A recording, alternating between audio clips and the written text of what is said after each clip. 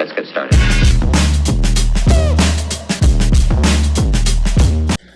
Hey, everybody. Welcome back again to Texas Narcos Podcast. We're back again from the Nashville ACE-IT Interdiction Conference. Tonight, we're joined by our neighbors to the north. We got 3 cops from Canada here. All right. We got Trevor, Cole, and Shawn, all the way from different parts of Canada. How y'all doing today? Good. Thanks for inviting us. We're doing good. Yeah, man. Happy to be here. Yeah, when I seen you guys at the class, I'm like, hey, I've got to do an episode with the Canadians. Those have got to be the nicest guys in the room, right? Yeah. Hey. I wonder how they knew we were Canadian. You talked a little funny. And so I was like, that's fair. And then somebody mentioned, hey, there's a bunch of Canadians here. And I was like, I got to go meet these guys. Yeah. So, but anyways, I appreciate y'all coming and being on the podcast. It should be fun. This should be a fun episode, I think. So let's start out. Trevor, tell us, where are you from? So I used to work with Cole up in an agency out west. I just transferred more east, closer to Toronto. I've been in law enforcement for about 7, almost 8 years. Okay. Yeah, I'm Cole. I work for a provincial police service kind of in central Canada.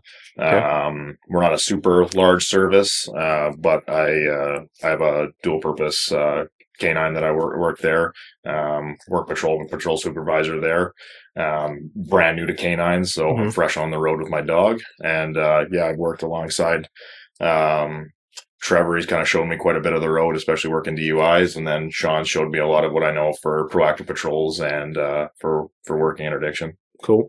Now, when you say how'd you say it? A provincial? Yeah, it's like state, like a state agency. So a state police agency. Yeah. Okay. All right. And I've been working for about 6 years now in law enforcement. Okay. And all 3 of y'all guys work in different provinces? 2 different provinces. 2 different provinces. Okay. All right. Cool. I used to work with them in some province, but I just transferred. So I got you. Yeah. So I guess I'm considered the old guy. Yeah. They keep going calling me Papa Shawn. Papa John, isn't that the pizza place? Yeah, Papa Shawn. Yeah. Oh, Papa Shawn. John. Yeah. So I'm 15 years on the job. I run a dual purpose dog. I'm with a municipal agency. Okay. As far as municipal agencies, we would be probably a smaller one in Canada. So my dual purpose dog is criminal apprehension and then drugs on the secondary. So we're primarily criminal apprehension. Okay. But I kind of wanted to do something different where I was. I liked the drug stuff even before I got into canine. So kind of branched off and wanted to do kind of an extra or my own thing. So I ran with it and had some success. And then I've screwed up a lot. So I've kind of tried to pass that along to my peers and help them learn. That's why we're down here this week. That's awesome. And our little community that we built it's strong, and we support each other, and it's do some big damage on the roadways. Yeah. People are noticing, and we're doing some good stuff. So that's awesome. I never really considered, I guess, I don't know. I just assumed everything was the same up there as it is down here. But talking to you guys earlier, it's definitely not. And we can get into a few of the different challenges and stuff that, you guys have compared to how we have it up here, or I'm sorry, down here.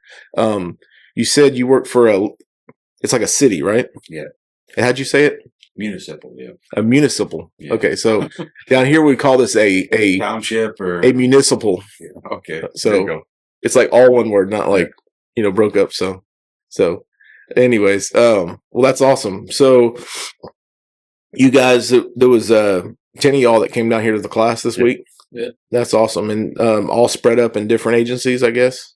Yeah, we got one other guy that works with Shawn. Yeah. I've got 2 of my guys that work with me. Mm-hmm. Trevor solo on this as far as I used to work at the same agency as one of the other guys. Yeah, one of the other guys. And then we've got 2 other guys that are from a different, smaller city service. It's like quite tiny, but those guys are extremely proactive and do some big time work with informants and stuff like that. Like But all you guys, y'all all knew each other prior to coming here, right? Yeah. So I'm assuming like the networking in Canada, as far as on the like interdiction side, is pretty good. Is that what you were saying about your team? Yeah. Your network. Yeah. We don't have like the interdiction stuff in Canada isn't like super popular, but Right. the guys that do it, they're all supportive and they're Canada wide. So the networking's huge. Right.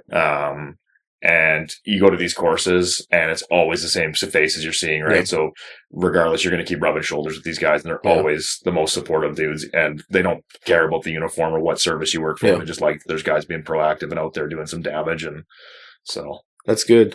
So, when it comes to your dogs, so,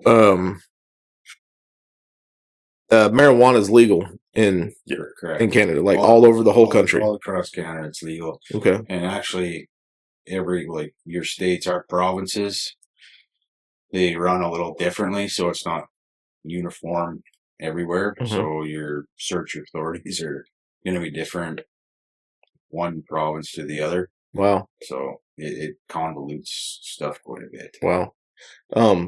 Real quick, can you push the microphone away from you a little bit, like just straight back, and kind of turn it a little bit towards, like kind of like straight at you, basically, where those two little clips are, like this. If they point straight at you, I'm just trying to pick him up better. how's that? The better, or want this way?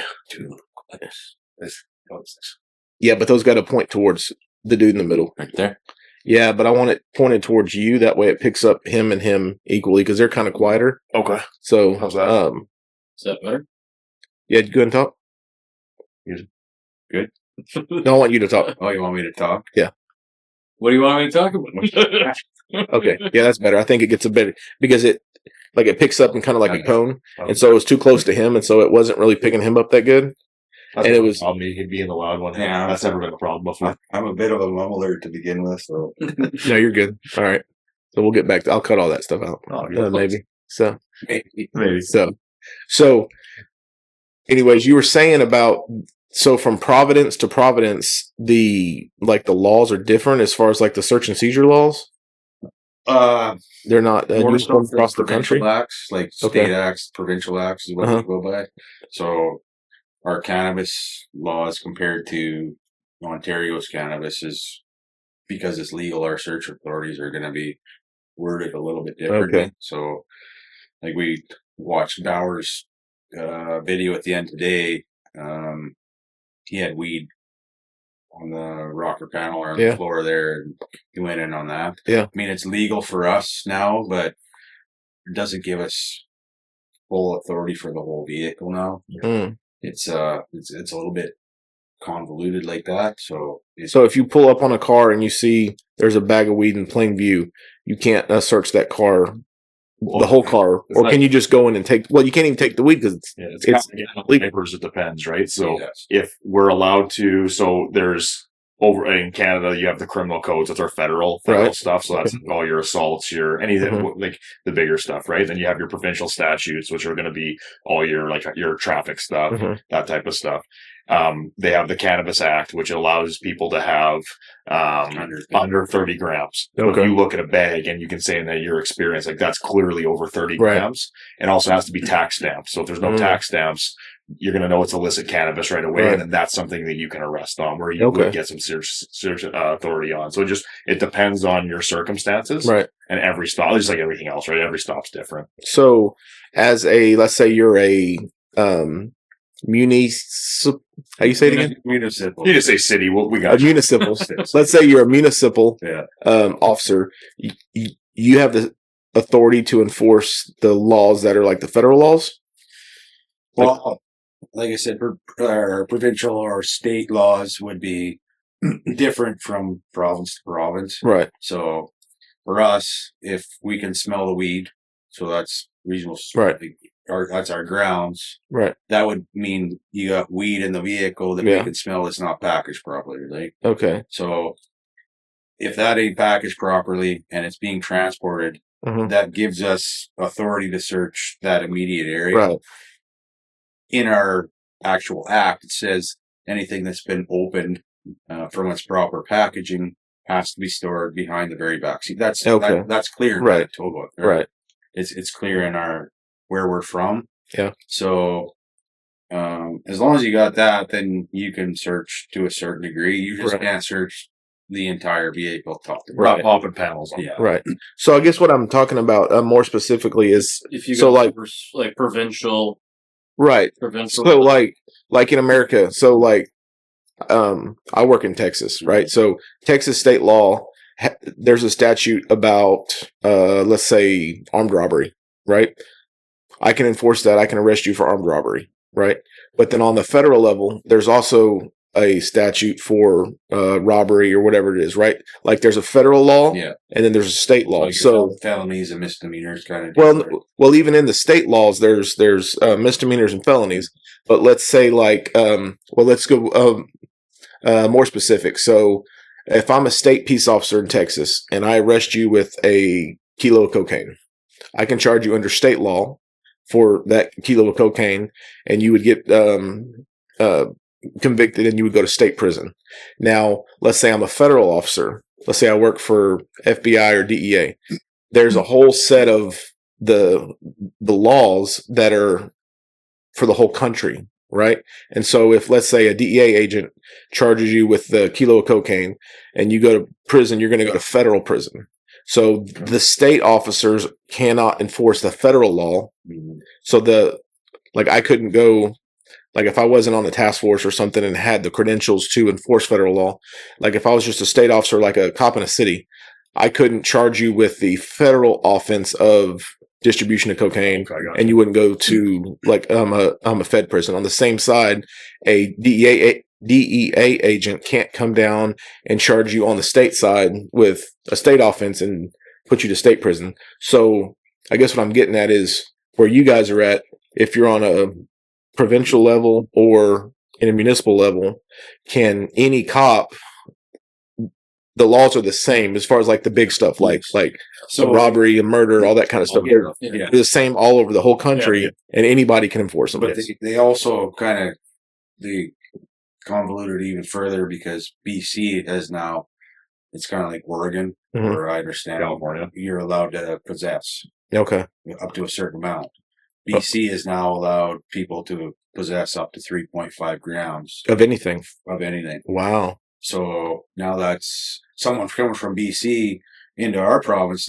That's still federal, right? We're allowed to arrest under federally, right? It's a federal act. So they're just making it a lot more difficult. And we have like very similar stuff, like you were talking about state prison and federal, right? So we have like provincial jails, right? So that'd be anybody pre-trial or anybody that's convicted of an offense that they go 2 years less a day. So like anything 2 years and under is going to be that. Anything that anybody gets convicted that's going to be 2 years or up, that's going to be federal penitentiary sentence. Okay. So and even like we were talking, even the case law stuff that they teach in a lot of these interdiction classes down here.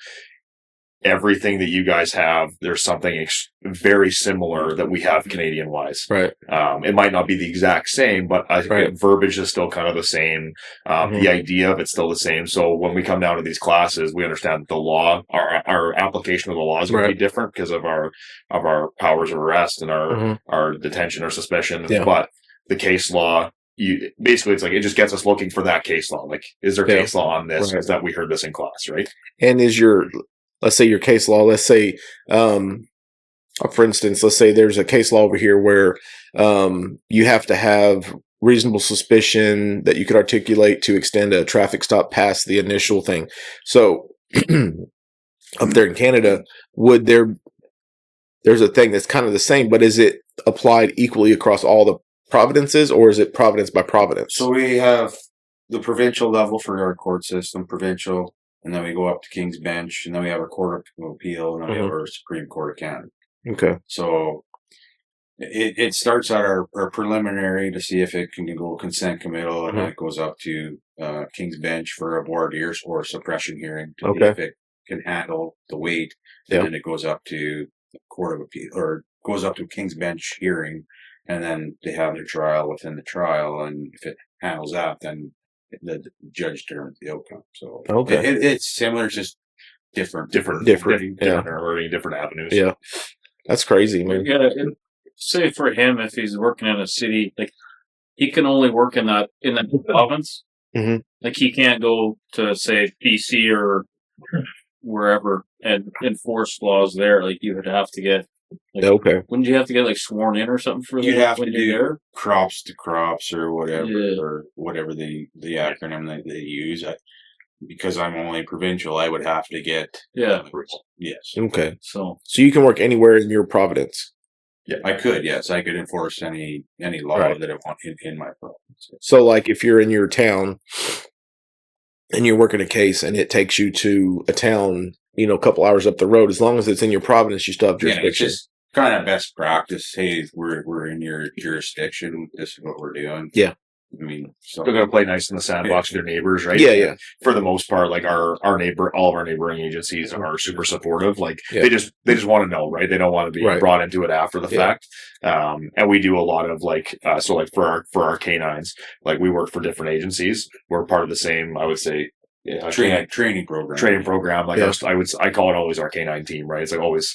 We get our dogs from the same places. We train together. We have the same kind of head trainer and stuff like that. So like we all still work together, even though we're all in different agencies. Okay.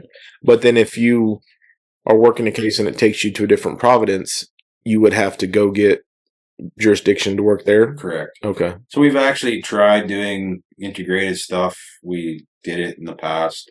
I actually went up and worked a little project with Cole and where in his jurisdiction and chasing assholes all night, like from start to finish. Yeah. Where it's cowboy shit there.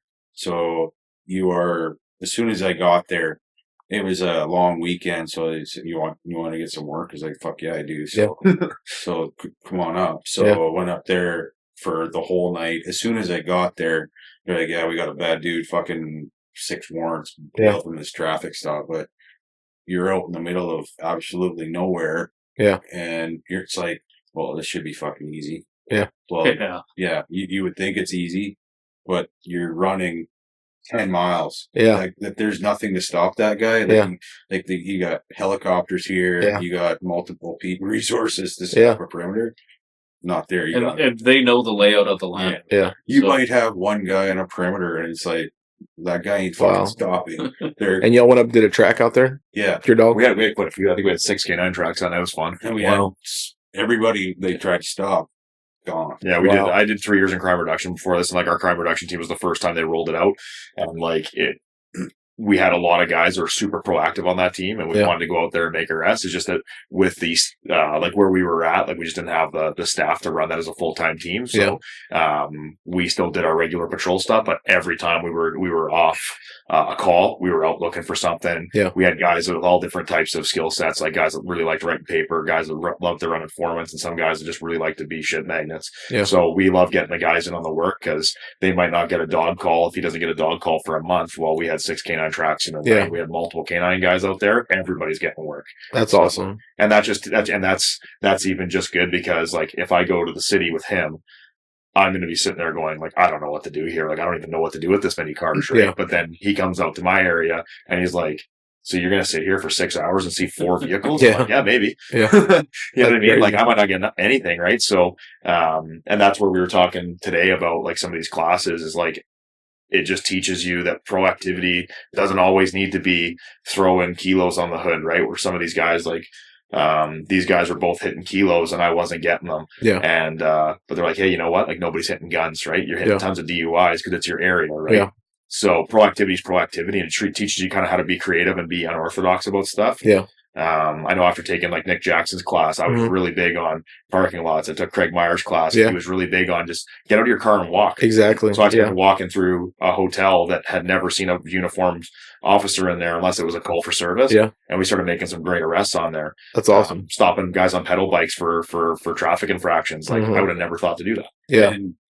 And Bauer touched on that today or yesterday. It was chicken shit. And I've heard that before. Tons. Well, that's chicken shit. Why are you stopping that guy? Yeah. Well, it's Inter Highway Traffic Act. Yeah. Like, Yeah. That's why I'm stopping them. Yeah. I don't care if you think it's chicken shit. Yeah.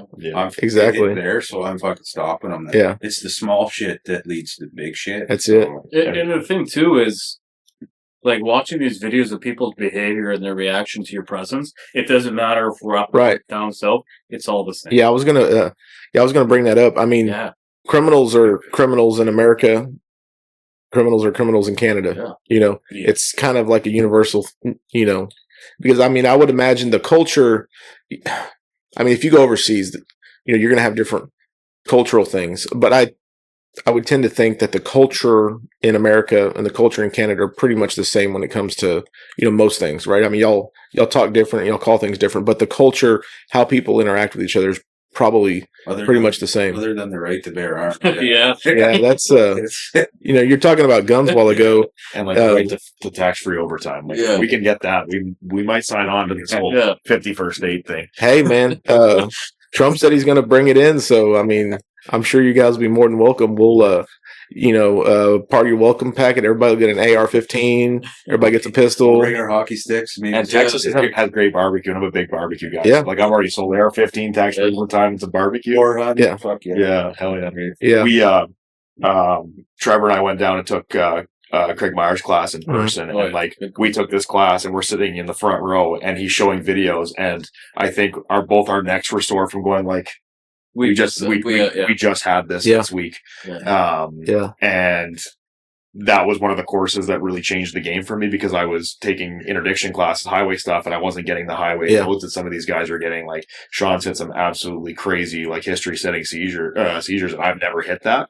But seeing that, like, even if you don't have that fishing pond to go in, you can still be proactive and do some big damage. Right? Yeah. So we were taking that class and we went back. That was probably the class Craig's class there that really motivated me to start pushing. And then next thing you know, I pulled a kilo and almost 20,000 cash. That's awesome. You guys in an area an area just 2 hours south of where we have like this town has maybe 50 people in it. Yeah. Like it's like you blink and you go by. Like, you don't even stop for gas at this place. Yeah. And he hits a kilo and 20,000. That's awesome. You know, and I think that's the big thing is, like, especially with like the group that we, like, the interdiction community as a whole, not even just in Canada, but everywhere. Like, if I message one of the instructors that I went down, if I message Nick Jackson or I message Kenny and I hit something that I got out of their class, they're more excited for my success than their own. Yeah. And same thing with these guys. Like, if these guys hit me up and they're like, hey, I got this, I'm fired up for them, right? Like, that's bringing each other up and that mentoring. Like, we're always bouncing stuff off of each other. Everybody's got their skill sets that they're really good at. I think that's the thing I like the most about the interdiction community, because there's no ego in it. Yeah. It doesn't matter the country, the state, the uniform you wear. They're just happy to see you succeed, and like, everybody wants to get better. That's why we all come down to this. Everybody kind of motivates each other too, right? Yeah. Like, I think it works really well. And like, when we worked together up north, it was disgusting. Like, we both had different skills, and like, I felt bad for some of these people we pulled over because well, it got to the point where like tow truck drivers were coming to sit with us, watching the thing, because they're getting to tow cars, right? Yeah. But like, for me, like, I wasn't getting these big stops, but for me, like, I just wanted to put pressure on the criminal element and make my community a safer place to be. And that's what we were doing, right? Like, when you see these reactions and stuff, you don't get to pick what the crime is, right? Yeah. And I think that even with these classes, like, I encourage even just regular patrol guys and new guys, because like, being a good proactive officer and a good interdiction cop, you go to a call for service, you're confident that you're like, hey, that was something odd that person did. Yeah. I have the confidence that I know that was weird. I'm going to dig a little bit more on this. Right. And you're used to talking to people quickly and building rapport roadside. You put somebody in an interview room, it's the same thing. Yeah. Right. You just end up becoming a better cop, I think. Yeah, I definitely agree. So I had Craig on the show. It's been a few months back. I don't know if you've checked out the episode or not. Yeah. He's an awesome dude. He's got some really good ideas. I'd like to go to one of his classes. You know, we spent some time together doing the episode. It's worth every dime. Yeah. Yeah. Craig, if you're listening, give me a shout out. Get us on the course again. Yeah. Need a couple stickers there, Craig. Yeah. Where'd y'all go to his class at? We're going to North Dakota. And Bismarck. Bismarck, North Dakota, and then I've taken Okay. it. I took it online when he was with the other company that he was with, and then I took it once with Blue to Gold. So, Okay. and his class is always evolving. Like every time I take that class, I'm like, this is all new. Yeah. Yeah. So yeah. And y'all said y'all went to Nick Jackson's class too? I went to his 3-day one when he was taught with BIA there. Okay. And it was great. Yeah. I just had him on the show too a couple episodes ago. Oh yeah. So hey Nick, if you're listening. So anyways, so I want to touch on something that we talked about earlier. So in Canada, the general population is not allowed to have any guns. They can't have handguns. They can't have rifles. They don't. They can't carry them willy nilly like down here, like concealed carry and stuff. We're allowed to have guns for hunting, right? But that is sport shooting. That's about it. So you can have like a shotgun for hunting? Shotgun or a rifle, like a 308 or 270, 240. So you got to keep it at your house. Yes, it has to be locked up and everything. So like, what if you're gonna go to the range to shoot? You can transport to the range. You can transport it, but it's got to be locked up. The handgun, you're supposed to have a transport license and all that. So you can't just carry it on your hip. Yeah. You got to go to like certified ranges and stuff like that too. So it's like, not that you can't. And then all of our handguns in Canada are all like, you have to register them when there's a national registry. So like, you have to, and if you're going to sell it, you have to like do all your transfer documents and stuff like that. So it gets kind of convoluted with that. Like they're actually banning more guns than that are existent now. So. Wow. Yeah. So how does that apply to you guys as cops? Does the same law apply to y'all? Well, like off duty? Yeah. So we can't carry off duty or anything. Really? Like when we go home, like our stuff has to get like, either locked in the office, or if we're like we have a take home car, like it's got to get everything's got to get locked up. So if you get a take home car, you drive home. Do you have to lock your gun up in your car? No, like you'd have to draw it up. Like you'd have a safe in your house or something like that. Oh wow! So then let's say you're working, you're on duty, you arrest somebody, you do whatever, and you come home, you got a weekend off, and you lock your gun up in your safe, and the next day you go to the grocery store and you come face to face with the dude that you put in jail a couple of days before, and he has a problem with you. Your verbal judo, that's about all you got. Really? Let's just go to straight actual. Wow. You can also go to actual judo after that too. But, that's crazy. It's just, it is what it is. Yeah. Like, and that's a federal law? I mean, that's like that's everywhere. Wow. Well, they had this idea that they thought by banning all these guns, it was going to make it safer, right? Yeah. How'd that work for them? Yeah. And honestly, we'll skip on that. Yeah, we're gonna go down too deep a rabbit hole now. Like we have a lot of our firearms coming back traced. Like we work pretty closely with like the ATF and DA and stuff like that. So we trace our firearms back and we seize them, and a lot of them are coming back stolen out of like Detroit, Atlanta, like all home invasion, like stolen guns, and like they get trafficked because it's big money, right? So we get a lot of straw traffickers that might not be a thing down here with straw traffickers. Yeah, the straw purchase. Yeah. You get a guy with a legit license and then he's selling it to some asshole. Yeah, they do that down here too. Yeah. That's how a lot of our gangbangers are all getting their guns. It's just somebody legitimate will get a license and they just buy a whole swag of guns, and then we start catching them for the next little bit. Or the old classic, break and enters into people's houses and firearms, and we just start having to seize them off. Like I said, it's not that it's a gunless society by any means. Like our criminals are no harder to get for them to get guns. They still make the same amount. And they're modifying guns like crazy. Yeah. To where you were. Yeah, like where I'm at, like homemade firearms are an absolute thing. Like, and you don't know how big they are, and like you don't know what's real and what's not real. That could just be a airsoft gun, or they're modified like pellet guns that are firing rounds. So you're telling me that the criminals don't abide by the gun law? Oh, it's crazy, right? Yeah. What in the world? That is just so, down here, there's all this push for gun control. They're like, we need more gun laws. We need more this. And because the criminals, they're going to abide by the gun laws, obviously, right? Well, that's why we put no gun signs on school, right? Yeah. Yeah, because they can't take those in there. Yeah. I think it's because they can't read. That's it. That's funny. That's funny. So stuff coming up to y'all. So dope, obviously, comes out of Mexico, comes all the way across our country into y'all's country. Yep. And then guns as well, apparently. Yes. That's a big business, is trafficking guns up to y'all and south, obviously. Yeah. Because a lot of our guns, end up in Mexico as well. Guns go for a lot of money up in Canada. Yeah. Yeah. And then just in the same thing, the farther north you get into the more secluded areas, like kind of where I'm starting to work, it would just go for more money. Yeah. Well, you guys have 3D printers. Yeah. Yeah, we're getting a lot of ghost guns up in Canada. It's getting out of hand, actually. Yeah, we're getting a lot of stuff getting like imported too, like the suppressors, a lot of suppressors coming in, auto switches, like all the same stuff that you guys are getting. Our trends, I would just say, like even our drug and gun trends are just a few years behind you guys. So whatever you guys got 10 years ago, we're just getting now. Yeah. Right. Like your M30 pills, we're not getting it like you guys are. It's probably coming in here. It's probably coming in the next year or two. Yeah. We're going to start like, I went to next class and he was asking, like, do you guys have xylazine? You guys have xylazine? Like, what's that? And then a week later, he hits a load and pops xylazine. I'm like, I didn't even know that was a thing. Yeah. Wow. So how much is a kilo of meth? What does a kilo of meth go for? Depends. Canada. Depends where you are. Honestly, it depends on product and demand. Right.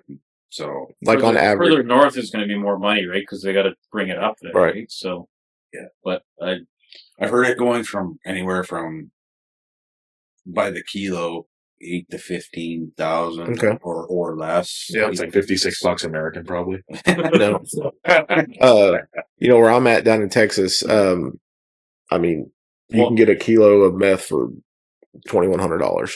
Yeah, or you can go to like for cocaine, like isn't it like $600 for a kilo of cocaine? No, it's kilos are running 13,000 right now. When you get up to Canada, a kilo of coke is 30-40 grand. Yeah. So that was the price. So we talk about the border, and which we haven't really talked about that, but you talk about politics and stuff. So in our previous administration, so like 2016 until 2020. A kilo of cocaine down in our area was 28 to 30,000, which I'm assuming is going to be double that, up there with y'all, right? And a kilo of meth was 10 grand, and probably, the same 2 times that up there, and now in 2020, I guess we're in 25 now, barely, but, at the end of 2024, we're talking $2,100 for a kilo of meth. Talking 12 to 14,000 for a kilo of coke. Well, we were hearing at one point during COVID, like coke was going for 80-90 grand. Yeah, because borders were shut down. Yeah, everything was shut down. Yeah. And then I would assume that the weed prices, because y'all produce a lot of your own weed, right? I think we're the highest producer for cannabis. Yeah. Correct me if I'm wrong. I don't know. I would probably higher than Colorado, or I remember back in the day, like in the early 2000s, everybody was talking about the BC bud, and it was Canada was like that was the place, exchanging it for coke, right? Yeah, so it was valuable. So there's not a lot of people trafficking weed into Canada, I would imagine. You still hear stories like major projects still bringing it up in commercial motor vehicles by the hundreds of pounds. Yeah, which is surprising, but Mexico supplies a lot of shit for us. So. Like one of the guys just hit a U-Haul van with, how much was it? Like over 1,000 pounds. Yeah, well, something like that. It still happens. Like there's going across still very similar trends, right? Like even like they start talking about like Bauer's bringing up some of the cartel stuff. Like it's in Canada, right? Yeah. Like there was a major bust in BC. They took down a production lab. Oh, it was a meth lab, wasn't it? Yeah, I think I heard about that. Fentanyl, meth. Yeah, so that's not our little street level. That's got down south written all over. Yeah, I'm sure they just exported some people up there to say, hey, let's think about this. We have a customer up north, and we have a product that we produce down here. Let's just jump over the whole country that's stopping our loads, and let's make a production facility up there. Well, never mind a customer that's allowed to have 3.5 grams is legal. Yeah. Right? So why not set up shop there? Yeah. I mean, it makes sense on a business aspect. Your transportation cost is, way down. Another big one we got too is illegal tobacco. Illegal tobacco, really? Yeah, tons of that. Really? It's huge market. Is that because it's taxed so much? Yes. So So let me put it in perspective. This is a passionate topic for Shawn. He's a big chew guy. Yeah, I hope my wife doesn't watch this because I like to chew, but I come down to the States and I chew my ass off. Yeah. We come down to the States on Sunday, stop at a convenience store. I buy a power drink and a power bar and a tin of chew and put it down on the counter. She's like, "Oh, it's $14." I'm like, pardon? Did you miss something? She's like, "What?" I was like, "That's it?" She's like, "Yeah." So she's like, "Do you want to pay more?" I was like, "No." Yeah. So what's the problem? I was like, a tin of chew where we're from is $37 Canadian. Oh my gosh. So how much is that American? 30? Yeah. 32? Wow. That's the free healthcare. Yeah. Is that because they're trying to keep people from doing it? No. No? Tax dollars. They just make a lot of money on it. Yeah. Same thing with cannabis, right? It's taxed crazy. Alcohol tax quite a bit. So these cigarettes that they produce down where Trevor's from, where they mass production is, I know for a fact they're coming stateside, but if you have pallets of them in a commercial motor vehicle, so you're fitting 26 pallets into a back of a trailer with what is it? I forget how many boxes on each skid. Right. These 20 boxes you're fitting, and then each box has 10,000 cigarettes in it. Yeah. And you're selling each pack for $5 to $10 a pack. Wow.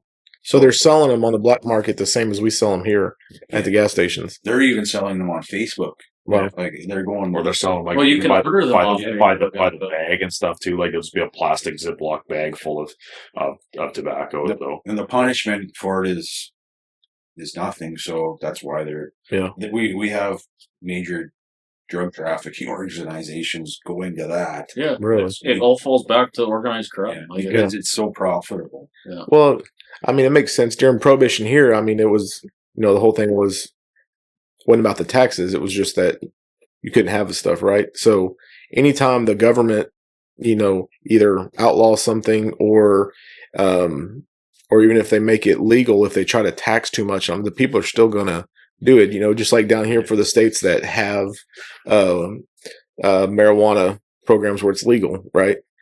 Everybody's like, oh, just to legalize it and it won't be a problem anymore. Well, there's still a huge black market marijuana industry, that makes tons of money because people don't want to pay taxes. That's crazy. $30 for a can of snuff. I don't know what's a pack of cigarettes. We're probably around the same, like $30 or something like that. That's guessing I don't smoke, so 20 for sure. Yeah, I don't wow. But you're buying a big bag for And is the tobacco produced up there, or is it imported? I think they ship it in. No, they will produce it. Like the area I work out of, Uh-huh. like there's all these tobacco farms out there, right? Mhm.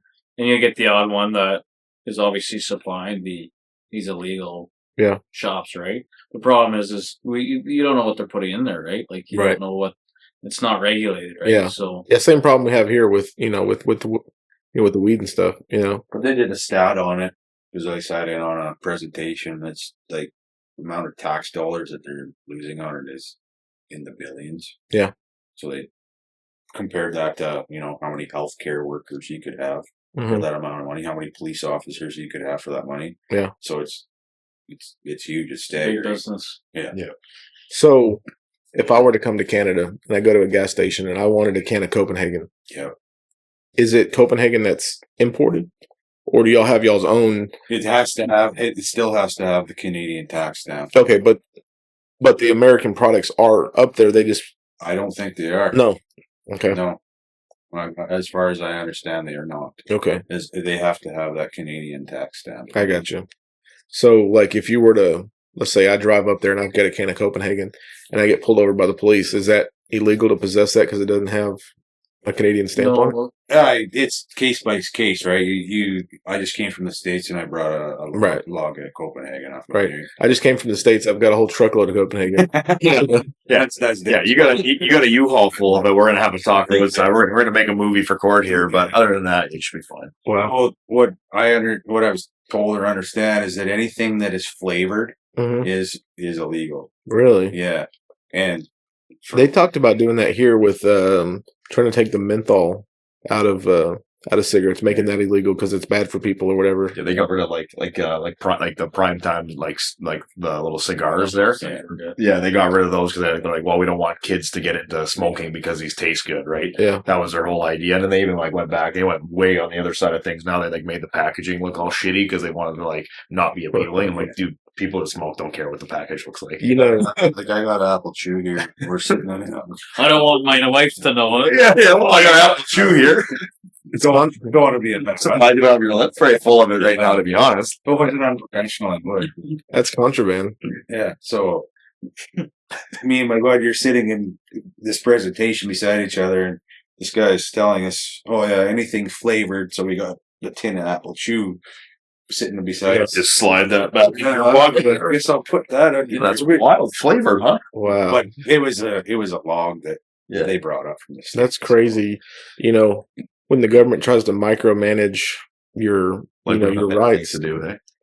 Yeah, I mean, in America, we do have, our constitutional rights, different stuff to try to keep the government from overstepping.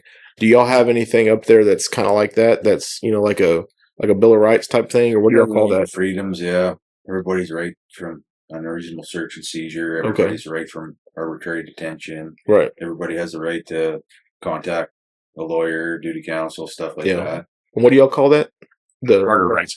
Charter rights, freedom. So when you guys read Miranda, like we read their charter rights. Okay. So this week we've been learning about what they're doing during the traffic stop. Mm-hmm. We're allowed, like those guys are allowed to talk quite, not in depth, but talk quite a bit, right? Mm-hmm. We're allowed two or three questions. We're allowed a portion of that as long as it pertains to like traffic stop and traffic safety. So let's say, I'm not the Shawn Ryan show yet, so not yet. Y'all listen to that? Oh yeah. Yeah.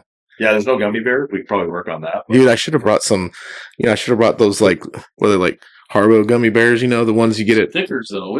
We're big stickers. Yeah, I know. I had some stickers at the beginning of the the conference, whatever, but they went quick. Yeah. And I would have given y'all t-shirts, but I sold all my t-shirts too. So you can just mail it. We can have us back. You can have us back again.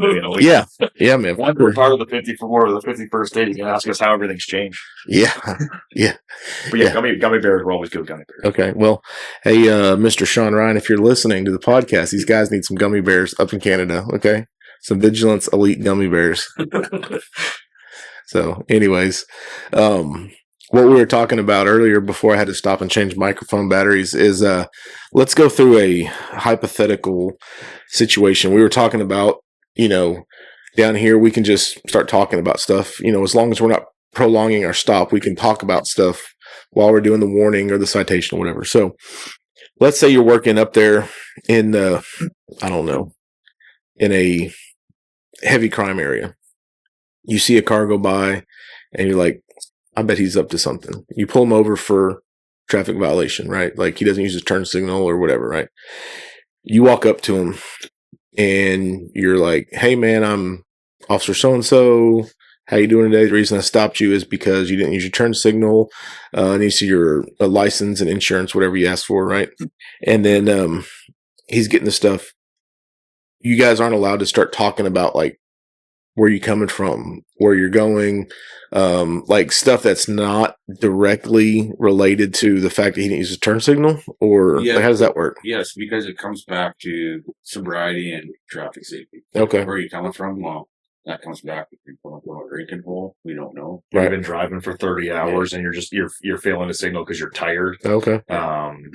It couldn't be like, do you have any weed in the car? Do you have any cocaine? Right. We can't ask questions like that. We're allowed to ask, we're allowed to mandatory alcohol screen. So we're allowed to check anybody we stop. We don't have to have suspicion of alcohol impairment. Okay. We're allowed to check for that. So we're going to ask about sobriety. Mm-hmm. So that's one of those like standard questioning things we're going to ask. Does the sobriety extend to drugs too? Yes. Okay. So you can kind of work it in there. You can ask, have you consumed any drugs or cannabis today? Right. I got you. Sobriety, but that's kind of where we have to really keep it towards the vehicle. We can ask about like the ownership, right? Because that's going to tie back if it's an equipment violation, right? I might not be writing this guy for if it's a burnt out turn signal, he should pour out this car, Right. type thing, right? Okay. You just got to be more creative on how you justify your questions. Yeah. So, but then, let's say you take the stuff that you learned in the class today about the deception and all the different kind of stuff, and you really believe. So, if you were here, you've built up your reasonable suspicion that they're involved in some sort of criminal activity. What would you have to do then? So, there is case law that says you have that.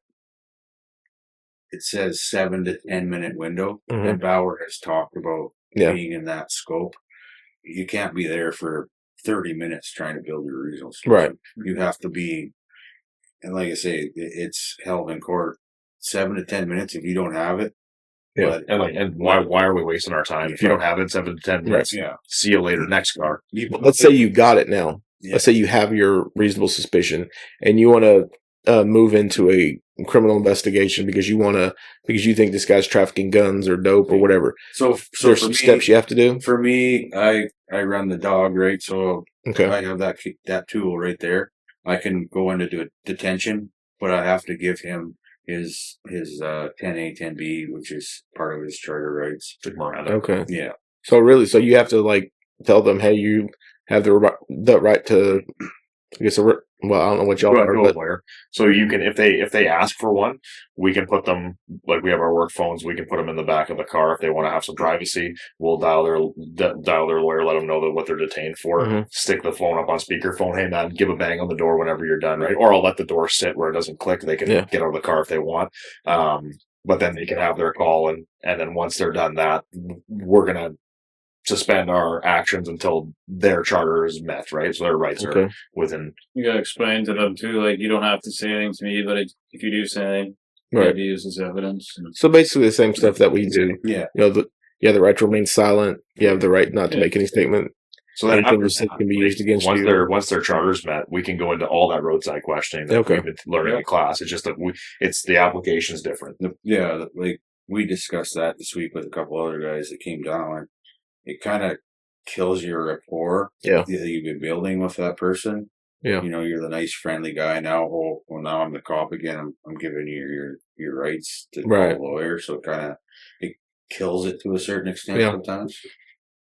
So it's a bit of a hiccup, but like you just, again, if your communication skills are good and you're good at explaining stuff, right? Like you work through it.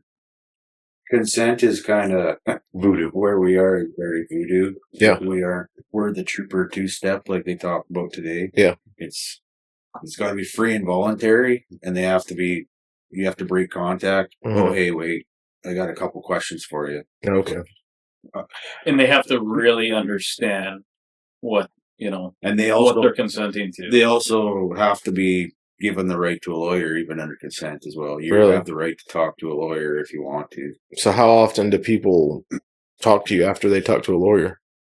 It's surprised. Really? People will say, I'm not going to say anything, and all of a sudden you ask them one question, they go on their... Because the other thing too, right, like just like we talked about in class today, right? Like suspicion can be dispelled, right? Like if you have suspicion and you ask somebody something and it's like that, if it was just an actual mistake or I misinterpreted something that they said and they can explain that to me, I'm like, oh, okay, well, I'm no longer suspicious of this behavior anymore because you're able to tell me and explain what happened, right? So for you guys have probable cause. We have reasonable probable grounds, right? So if I hit reasonable probable grounds, I'm going to arrest that person for the offense I believe that they're committing, right? So if it's, say, for the example of the stop where I think that they're trafficking drugs, they're going to be arrested for possession for the purpose of trafficking. If Shawn and I run our dog and our dog indicates on the vehicle, because we've detained them for their drug investigation, dog alerts, our dogs are trained on our Schedule 1 narcotics. Okay. So if the dog alerts, we're going to arrest everybody for possession of a controlled substance. Even if you don't find it yet? Yeah. Yeah. They give the reasonable grounds. And if, say, the dog does search and you don't find anything, you just, all right, see you later. Oh, you just cut them loose? Yeah. Okay. So like in America, well, I don't know about all of America, but in Texas, let's say if you arrest a person, right, there's requirements in our, what's called our Code of Criminal Procedure that you have to take that person in front of a magistrate. Really? to answer to those charges. So, that's why there's a distinction where we're at between being detained and being under arrest. So, we would definitely have to locate the drugs before we can place them under arrest, because then it's required that they be brought in front of a judge, right? So you guys would just detain them, and as soon as you find it, okay, there we go. Yeah. So, like, let's say, okay, same situation. We pull them over. We think they're, we've got all of our reasonable suspicion and whatever. Let's say you run a dog or you have something in plain view and you get your probable cause. You do your search. Let's say the canine alert. You do your search. So at the time that you're doing your search, they're detained, right? They don't have to be actually in handcuffs, but they're not free to go. So they're under detention. And then you do the search. You find a kilo in the trunk. Now you go back. Hey, you're under arrest now. So there's the distinction between arrest and detention. Your jeopardy is changing. So every time their jeopardy changes, Mm-hmm. you're required to give them their notice of arrest for the next offense. Yeah. So you find a kilo of coke, arrest them for possession for the purpose of trafficking. Yeah. Now all of a sudden you're searching the vehicle, Find a gun. come across a gun. Now you're arresting for possession of. Oh, you got to go back and tell them? Yeah. Really? Yeah, every time the scope changes, our jeopardy changes. Yeah. Like, even if you're interviewing somebody and you're asking them about something you're investigating, a historical abuse case or something like that, and they start telling you about a different crime, and you're like, okay, wait, what? Like, what are we talking about here? And then, like, yeah, they disclose another crime, and we're not even investigating that. Stop, right? Advise them of their rights, give them their call if they want one, and then go again. Wow. Yeah. So again, it like the application is of the law is what changes, right? Mm-hmm. But like all the other stuff the same. Like criminal behavior is criminal behavior no matter where you go. The countermeasures, they're going to change via what the enforcement action is or what the trend is, right? Mm-hmm. Like for some of the countermeasures they were talking today, right? Like that didn't just come by accident. Like they just didn't start doing that, right? They constantly countermeasure stuff we're doing. What worked and what didn't work. What worked and didn't work, right? Yeah. So that was like one of the big things. One of the big takeaways I learned from some of these high level, interdiction training, instructors was I used to be the guy that would like, if somebody was lying to me, I'd like try to prove that, like I was like trying to like prove that they weren't getting the wool over my eyes. Yeah. And now I don't do that anymore because some of these guys were like, all you're doing is just teaching, because if you're not getting anything, all you're doing is just teaching them how to be a better liar, right? Right. So if you don't get anything, like, yeah, dude, you got the wool over my eyes, you got me. Yeah. You know what I mean? So like all the stuff's the same in my opinion. Like it's a different application of the law, and I think that's the big distinction, especially like we're a bit of have been the black sheep of our agencies for a while because we do things that are unorthodox, and cops hate how things are and they hate change. Yeah. Right. So the two things that cops always hate. So when I tell people, I'm like, oh, it's American course, it's American law. I'm like, okay, but these guys are seeing stuff way more than we are. Yeah. They're really good at this. If I can't apply my own law to what I learned in training, then I clearly don't know my law well enough. Yeah. So I'll put it into perspective. COVID hit, right? So no training. Yeah. But these companies are offering on-demand training, right? Yeah. So I put in for training. These companies are offering on-demand. I don't have to go anywhere. I can sit in my house and watch it. Yeah. It's $250 American. So it's, oh my God, that's a lot of money up there, right? So the response I get was, well, that's expensive for an online training course. It's American, so it's American based. It doesn't relate to Canadian content. Well, I go out a week later and I hit a kilo and there's a compartment there too. So tell me that it's not relevant. Right. Yeah. It's the exact same thing, but it's in Canada. Yeah. So it's like I said earlier, it's like the same behaviors you're going to get off people down here as we're going to get up north, right? And that's the one thing that I've noticed at all these courses is people can't change human behavior. Right. I mean, they're going natural reaction. We get it. Like last night, you guys were making fun of me and lighting me up. And like, why are you grooming your face? I'm like, So exactly. You can't change human behavior. It's the same everywhere you go. Like when him and I would work together, we would get every once in a while we get some flack, right, from fellow patrol guys or supervisors. And I'm like, how do you argue that we're not doing our jobs. Like, Yeah. we're not sloughing calls. We're out consistently making good arrests. And not only just what's the non-tangible, like, what are we preventing? Right. Right. I took, as a brand new officer, I reached out to Dennis Benito and I'm like, hey, this looks really cool. I wasn't getting what I wanted out of field training. I just got partnered up with a guy who just didn't really care. Yeah. Wasn't, not that he didn't care about like training.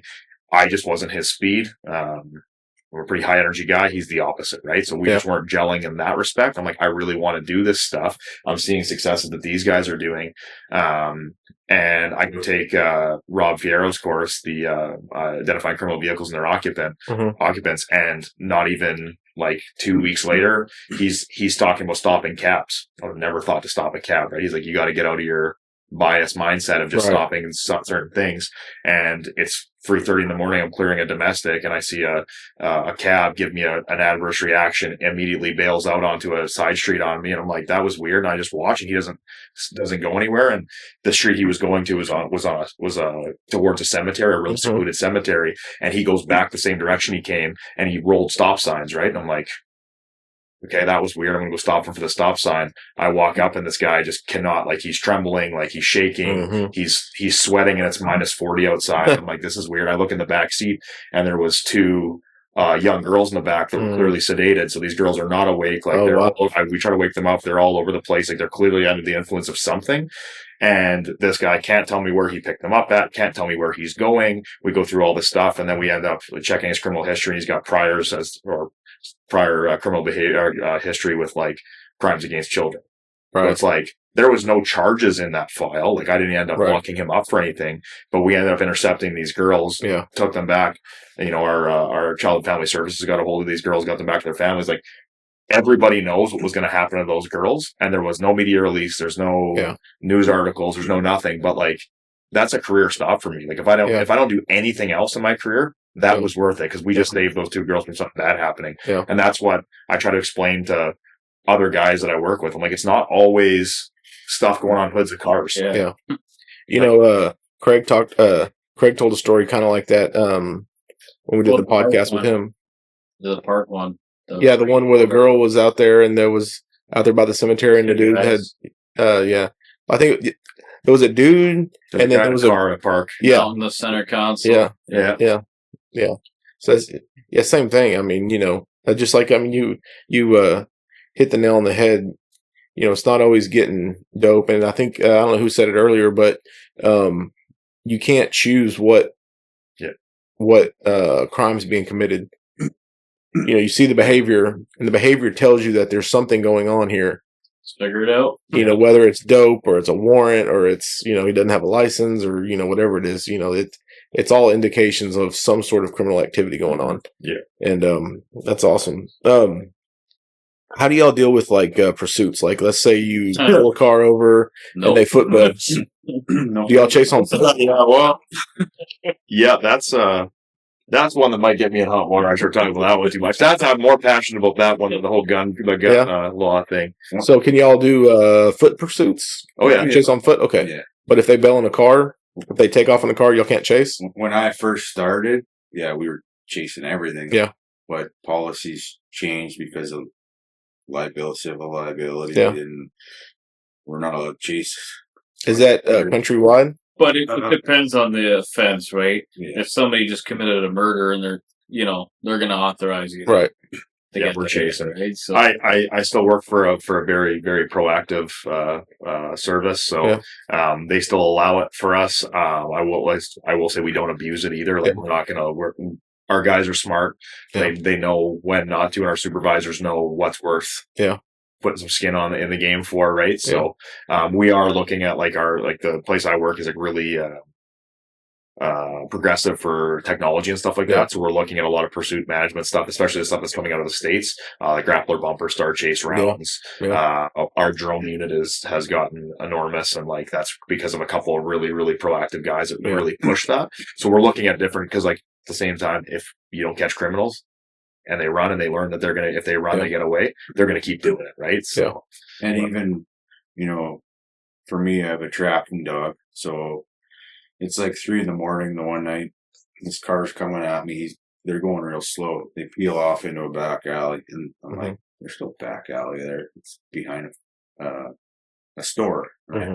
And it's between a store and a dealership. I was like, there's no back alley there. So I cut down there, and they're going into, it's like a green space. It's basically a grass alley. Yeah. So I throw the lights on. Someone bails out of there. I can't tell who it is. It's so dark. I don't know what they're running for. Mm-hmm. So I was like, yeah, I got someone bail out of a vehicle. So now I got a drone guy on patrol, and it's like, you mind throwing up the drone? I'll track this guy, but I'm going to keep that dog on a tight leash, right? Yeah. And it for us, I'm sure it's the same down here. We're only actually allowed to bite for certain offenses. Right. Actually deploy our dog for certain offenses. Yeah. Well, I got no problem deploying my dog to track, but hey, let's put the drone up to make it a little safer. Yeah. And I tracked that guy, and my drone guy, he's calling out, hey, I got a heat signature right where you're going to. Yeah. So dog comes around the building, he's fired up. It's like, okay. He's like, you got a heat signature right in front of you. It could be an air conditioning unit or something else like that, but there's no air conditioning in it. So I'm calling the guy out. All of a sudden, he comes out. It's one of our known peckerheads. Yeah. He's got he's got a couple warrants, right? So yeah. I would rather have that. Yeah. Never mind, it's for the safety of that guy. It's officer safety, and it's to prevent. I don't want to wipe that guy over warrant. Yeah. Right. So we're progressing to that, and that's the one implementation where I found that was yeah. No, I mean that's good. That's a good use of technology. So you also have to weigh out the pros and cons. Is it worse? Like you try to stop a guy for speeding. Yeah. Why would you chase after him? Like what, to give him a $200 ticket? Yeah. Yeah. Well, I know killing somebody. I tend to agree, but at the agency I work at, it's we still have a very, very generous pursuit policy. I mean, you could not use your turn signal, and they turn the lights on behind you. If you take off, we're going to chase you. Yeah, if you guys approve that the no overtime or no tax on overtime, Georgia State Patrol is getting an application the next day. 100%, right? Oh, absolutely. Yeah. Those guys are. I think Florida would be kind of. Arkansas gets busy. I see those guys on Instagram putting cars into the ditch all the time too. Our guys down there, our patrol guys, they running that in those states. They will chase you until the wheels fall off. Now, granted, it's up to the supervisor, on the shift. Like if the sergeant hears that, because they have to give out their location, the speed, the traffic conditions and stuff as they're going. Moving in a distance. Right. So, I mean, if they, if it looks like it's getting hairy, heavy traffic is getting, he's going too fast, they'll put it out and say, hey, this is, what's the reason that you pulled him over originally? He's like, it was for traffic. And they're like, hey, just terminate. But if it's going along and it's, there's not traffic and there's, everything's cool, hey, let's go for it. We had a guy there. we had a guy a few years back. There was a reckless driver call that came out, and the guy was going the opposite direction on the highway, right? Like he was going, there's a guy in Michigan. He's going the wrong way. There's a guy in Michigan getting hungry right now. Hungry for that right now, right too, right? Was a cop? Yeah. Yeah, he pitted a wrong way car and they suspended him. Oh, yeah. Well, same situation. Yeah, same situation. So, and they're like, hey, good job, But, I mean, that's all the guys want, right? Is support. Yeah. Is supportive boss. It's the same everywhere you go. You have your guys that want to sit in the office, and then you have your guys that signed up to find assholes. Right. Catch bad guys. So, did you guys experience a lot of the anti-police stuff back? So like here in 2020, I think it really started to ramp up, the whole defund the police and the anti-police stuff. Did y'all experience any of that up there? Or is everybody still? We did get a little wave of it, but to be honest, the bigger cities, yes. But to be honest, like where we're at, like they're so supportive, in my opinion, like overwhelmingly supportive of like if we have a good seizure or something and it hits a media release, like people are paying for our coffees in the drive-through and stuff like that, and like people are super supportive of us for the most part. And a lot, and like all the communities that have the highest crime rate and the biggest issues with like gangs, drugs, guns, violence, overdose, whatever it's going to be, all of those communities want more police.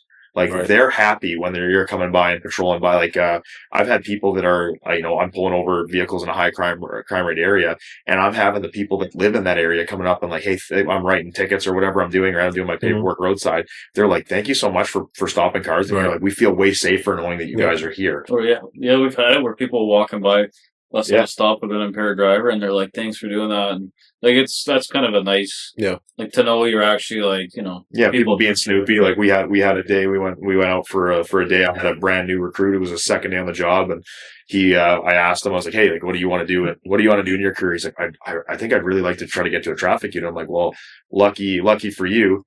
I got a traffic guy that works in the neighboring jurisdiction, and he's just so happened to ask me what I'm doing today. So we're going to go hit the roadway. We got 5 impaired drivers on the day shift before lunch. And this guy's eyes are the size of, what, 4 drug, 1. It was it was only one that wasn't both.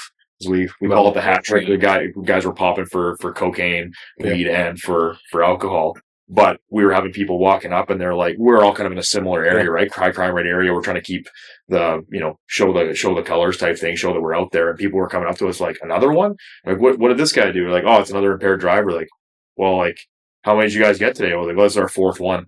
They're like, oh, that's awesome. Thank you so much. Like people are happy to see us for the most part. I don't know about like where you're at, but I still think people are still pretty pro police in the majority. It's the silent or like the minority that's really blowing up this anti-police hate. Those are just the loud people that have too much hot air to blow. Do the governments, whether it be like a local or state level or whatever, are they jumping on the bandwagon of the anti-police? Are they still pretty supportive? We'll skirt down. Okay. I will say, like, the area that I'm in, they're very, very pro police for the most part. They're constantly meeting with us. Like, how can we help you guys out more? Because they see the problems. They see what happens when police are understaffed or underfunded or whatever it's going to be. Right. So, surprise, surprise, the defund the police movement didn't work. Right. Yeah. Every area that went heavy on that in the States, look what happened. Crime rate shot. Isn't that wild? Yeah. I think the big things in Canada right now is our bail reform. Mm-hmm. So guys getting out on bail with multiple offenses and getting out continuously. Violent offenses. Yeah. So that's one of the big things right now that whoever's running for government is looking to change. Trying to make it more strict or more loose? Stricter. Okay. Yeah. Yeah. So how does the bail work over there? Does it get set? Is there a judge that sets it? Like you arrest somebody, you take them down to jail, you do, I guess, like an affidavit of some sort, and then does a judge review it and a judge gives them bail? It depends. Like we can release people on paperwork. So like we can release them for a future court date where we can release them with some of the like officer imposed conditions. Yeah. We can give some guys some pretty limited conditions, but we can give them some. Or if it's more serious stuff or they're pending on other stuff, like they've got other stuff before the courts, we're going to probably try to remand that person into custody, and then a judge would look after it. Okay. And does the judge tell them how much their bond is going to be? Yeah, we aren't seeing the bonds quite that you guys get down here, but little sureties. But I've seen people put money up to get them out, to bail them out. Like so like an example, let's say I get pulled over in Canada with a kilo of coke, and you arrest me, you take me down to the jail, you write your report or your affidavit, whatever. Am I going to see a judge that day? Okay. And especially if you're out of province or out of country, you're going before a judge. Okay. And I've seen like a kilo of coke, guys bail getting set at anywhere from 2,500 Canadian to 5,000 Canadian. Now, is that a cash bail? One was 8,000, one was 10,000. I've seen it as much as 25,000, depending on how serious. Now, is that a cash bail? Yes. Like they actually have to pay that cash. Yes. So like over here, up or something like that. So like in Texas, let's say, the bonds sound big. Let's say you get a $100,000 bond. I don't actually have to come up with $100,000. Okay. I pick up the phone and I call a bail bonds company and I say, hey, I've got $100,000 bond on this charge.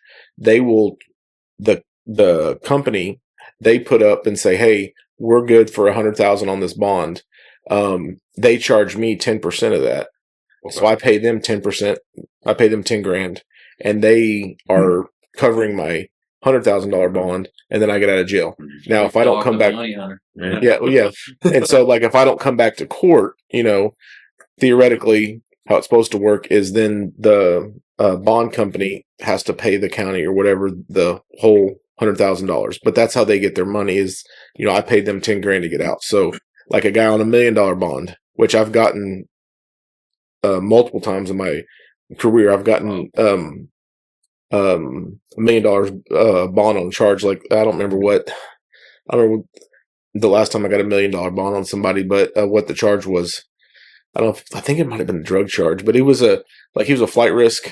He was really, really hard to catch. And I went down, did the affidavit, presented it to a judge. Judge issues a warrant, and he put $1 million on there, right? So if he wanted to get out, he would pay a bail bonds company $100,000 in cash, or like put up the note to his house or whatever.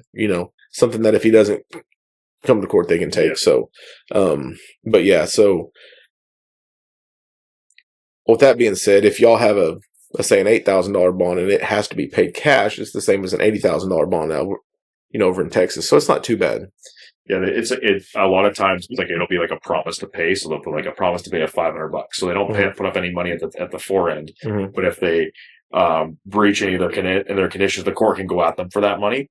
But you'd be surprised, like there's some pretty violent crimes. The guys will be up the next day. Say like a collateral, like a house or something against that. That's the only time they'll like really go after it. I don't think ever go after somebody for cash. It does. Like I know for a lot of newer officers, it gets really discouraging because they'll find somebody, they'll charge them, they get some really serious charges. They're out like the next day or the next week, right? Yeah. They get released.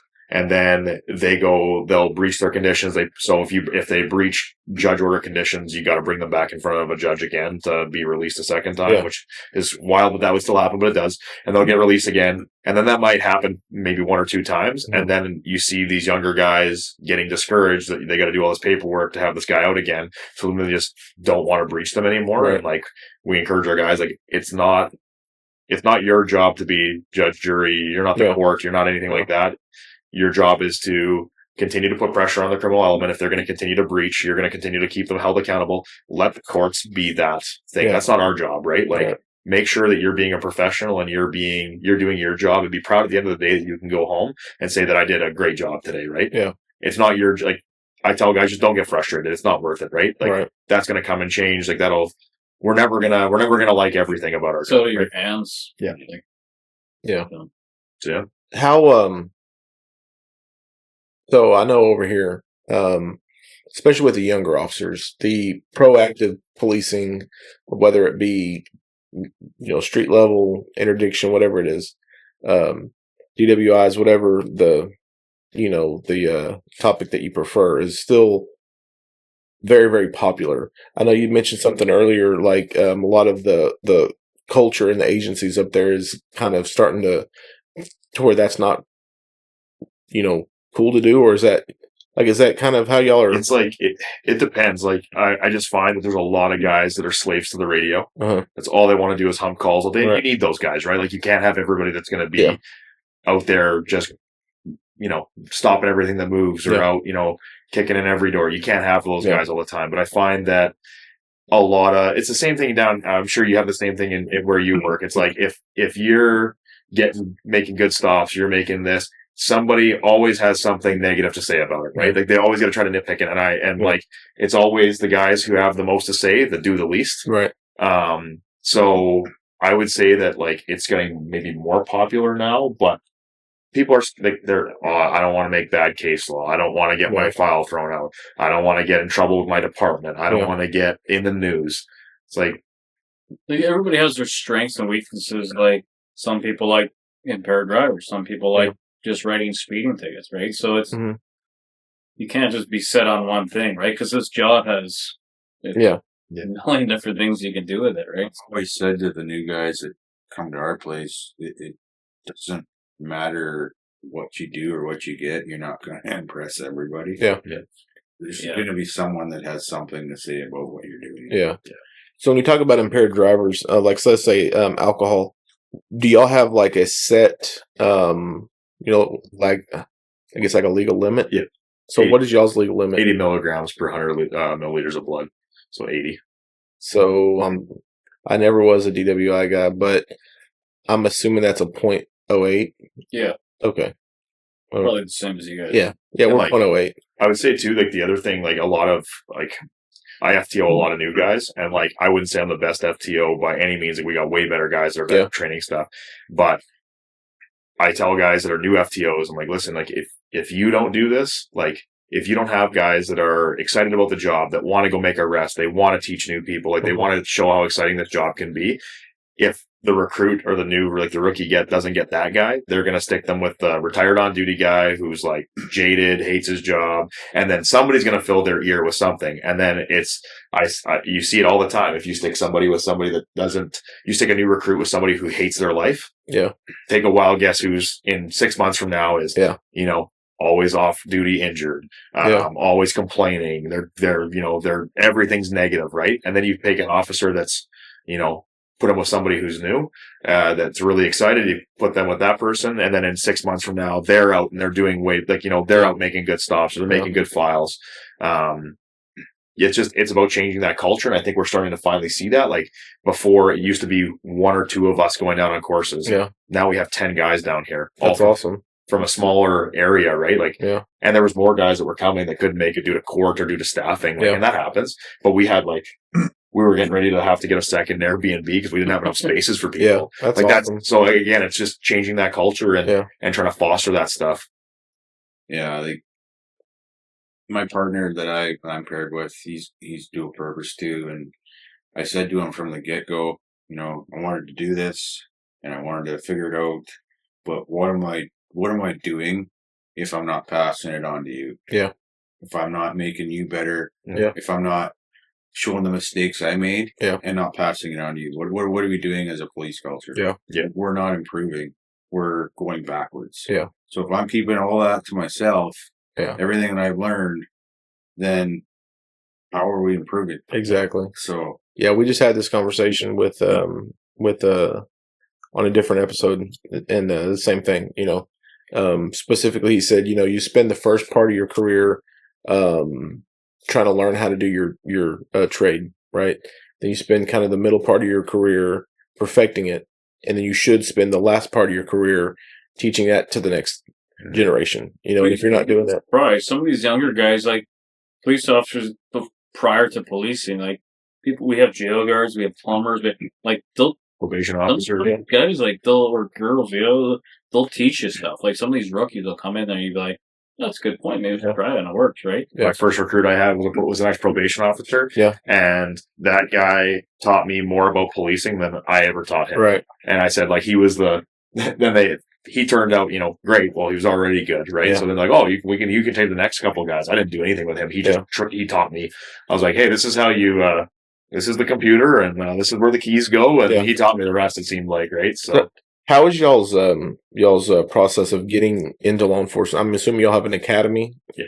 Now, is it a countrywide standard, or is it by state or by agency? Or for a federal agency, it's all centralized to one city. They all go there to train. Okay. Yeah. And so you say the federal agency, we're talking about the Royal Canadian Mounted Police. Okay, the guys in the red outfits. Yeah. Okay. All right. The horses. Yeah. So that would be like your.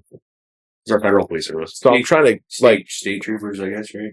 Well, so over here on a federal side, you've got multiple agencies. You've got DEA that handles drugs. You've got the FBI that does counterterrorism. They do online stuff with kids. They dabble into drugs too. Right? So FBI can pretty much has authority for all the different types of offenses under that.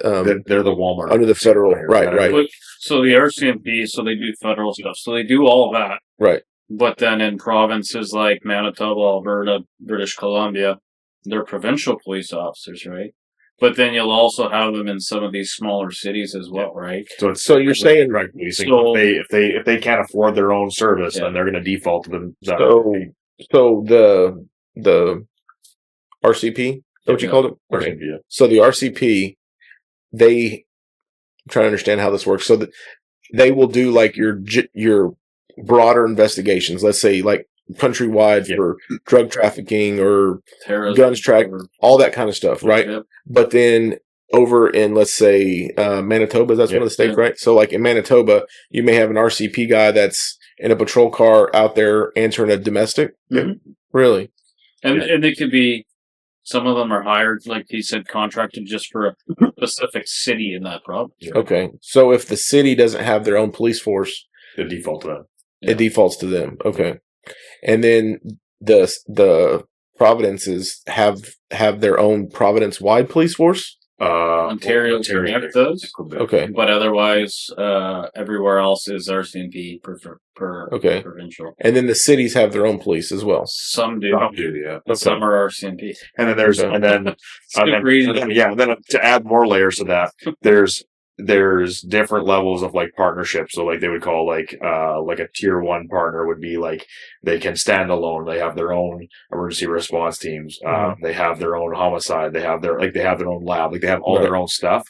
And then you have like a tier 2 partner, which would be like still like a larger city for us, but they would use the RCMP maybe for some of the bigger stuff like their lab. Okay. That makes sense. And then you have smaller services even yet that they would revert to the RCMP. So say there's like a homicide. So anything underneath a homicide, so like even attempted murder, their detectives aren't going to come out for it. The second we have a homicide, they're going to come and take over that investigation.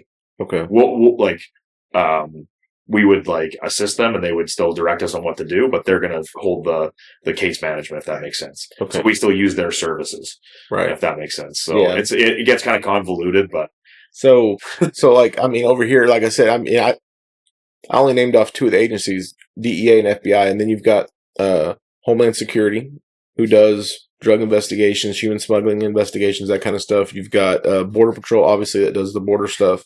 You've got ICE, which is specifically like immigration. And then you've got, who else am I forgetting? There's ATF that only handles guns. You know, you've got all these different agencies that have very specific things that they're in charge of.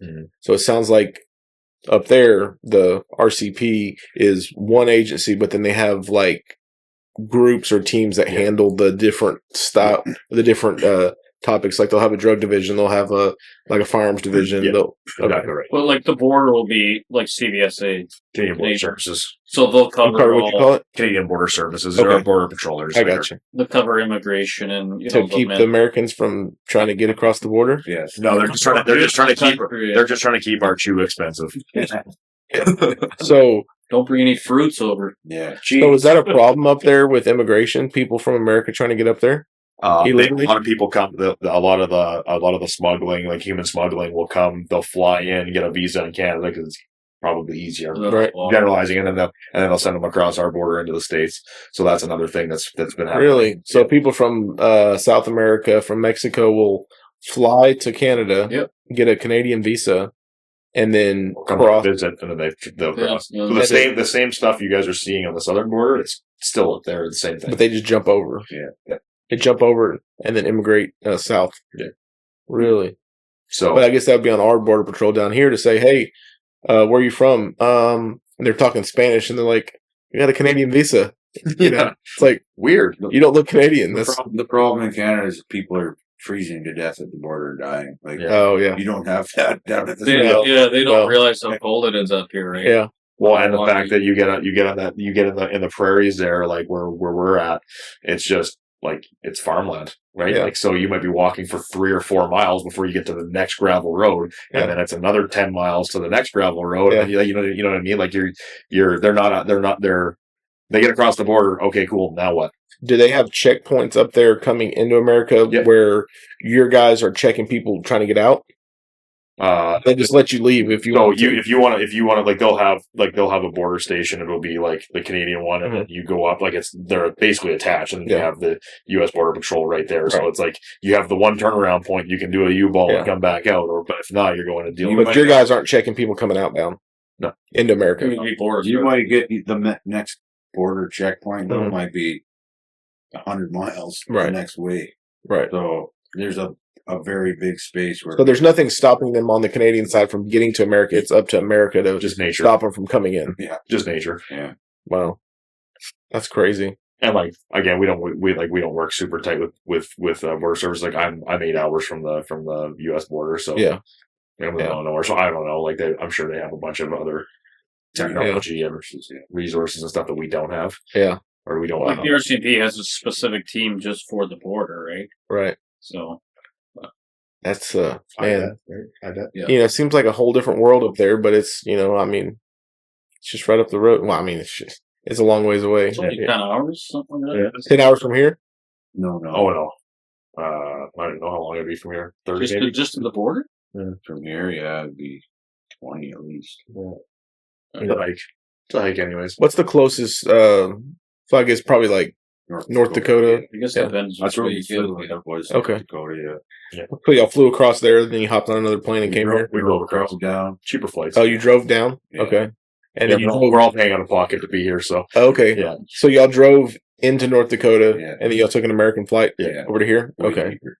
Really? Yeah. Really? It's a lot of money to fly straight across? Probably, Double probably. yeah. Be double the At flight. least double. Really? So rather than drive the 2 hours, we'll drive the 5 to go to Fargo and Yeah. jump on a plane there. Get cheaper. And when y'all came across, did y'all have to go through a border patrol checkpoint on Yeah. our side? Yeah. They're like, hey, and you see your They looked passport? at us, we had 5 eyes. They're like, what do you guys all do? Like, we're all cops.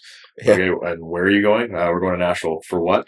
An interdiction conference. What's that? I'm like, basically what you're doing right now, to be honest with you. Like, Yeah. we're looking to catch smugglers just like you guys Yeah. are. Y'all had to have a Canadian passport, I guess, Yeah. right? Or did you have to get a visa when you came here, or they just let you in with the passport? No, you can go Okay. with the passport. I was gonna say, I feel like we're like, you know, neighboring countries. You want to come on a ride along, you come on up. Just make sure you bring some warm clothes and Yeah, I bring don't- your own shoe. I don't have a passport though, so I'd have to get a passport to get back in. I think, right? Or out. I don't know how that works. That would be, Yeah. yeah. They'd stop you and ask for your passport to come Yeah. in. Yeah, there was some people I knew that during COVID they had a family in Alaska, and they wanted to go visit, and they're like,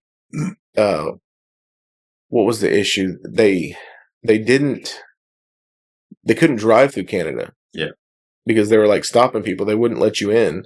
And so they ended up having to they drove up to like as far north as they could go and had to fly, across. And then there was another deal I saw where they were, I think it was on YouTube or something. There was a YouTube channel where they were in Alaska and they were trying to come down. I think they're doing a road trip. That's what they were doing. They were doing a road trip. They started in Key West, Florida, and they drove all the way up, right?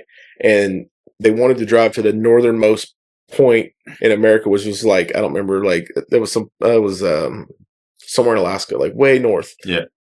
And they were trying to do like the longest road trip. Well, when they got to Canada, they couldn't. We had to go mess it up for them. Yeah, they couldn't go through Canada, so they ended up getting on a boat. They got on a ferry boat and they got on a ship and drove their car on there, and they went like around, and they got into Alaska. Did the rest of their trip. So because they couldn't drive through Canada during COVID. Yeah. Go around. Yeah. We're closed. So, anyways, we've been on here for quite a while, guys. I really appreciate y'all coming on the show. Hopefully, this time next year, you guys will all be American citizens. And, you'll all have the all the rights that that are entailed to you. You can all have guns and Got to work on the accent. I think that's man. It's all good. You can have an accent. I don't know if we're gonna get y'all or Greenland first.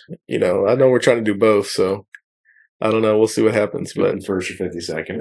Are you supposed to look it up? yeah, y'all can fight amongst that. I mean, y'all are pretty much like We're too friendly. they're pretty close, anyways. So hey, it'll make coming down here to watch hockey games and us going up there. It'll just be like one big happy family. So. Yeah. But anyways, Thanks for having us on. Yeah. man, I appreciate it. I hope I'm sure that people are going to enjoy this episode. And Hopefully, we didn't waste your time. You probably think, No, what are man, these this- guys all about. no, it's awesome. I mean, I think it's going to be pretty eye opening to how different it is up there, but at the same time, how much it's the same. Yeah, You know, exactly. just like you said. I mean, the criminals are criminals here just like the criminals in Canada, and they all act the same. So cops are cops everywhere. Yeah, that's awesome. Well, guys, like I said, I appreciate it. And until next time, we'll see y'all down the road on Texas Narcos. Thank you for tuning into this episode of Texas Narcos Podcast. We hope you enjoyed it. Remember to hit that like button, subscribe to our channel, share our podcast with your friends and family. You can find Texas Narcos Podcast on YouTube, Spotify, Apple Podcasts, and iHeartRadio. Your continued support helps us to bring you stories like the one you just heard. Thank you, God bless, and we'll see you down the road on Texas Narcos.